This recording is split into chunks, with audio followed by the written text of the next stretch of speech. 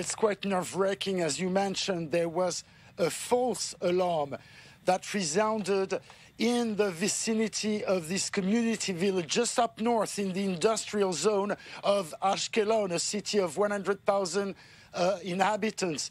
And that red alert came just after we heard here very clearly, because we're just a mile away from the security fence, we heard clearly machine gun racking the air. So there was this red alert, and it was just a false alarm. But just earlier, a few hours earlier, there was this rocket attack, a real rocket attack. And you can see here the impact of one of the rockets that landed here in the midst of the courtyard of the Rosen family in this community village on the north of the Gaza Strip. You can clearly see the impact. It was measured by police forces in order to identify what kind of rocket it is or if it's a mortar. But you must understand, people have only a few seconds to run for shelter. Luckily, the family was not here. The family was at work. The kids, 6- and 7-year-old, were at school.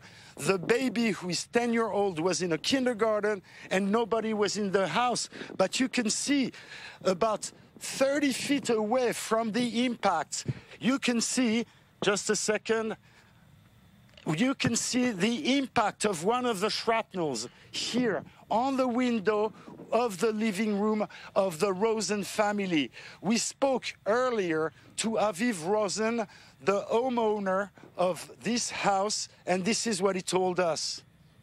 I feel very upset about this situation because this situation is a result of something that, I don't know, weakness.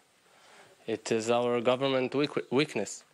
It's just something that represents it and nothing more.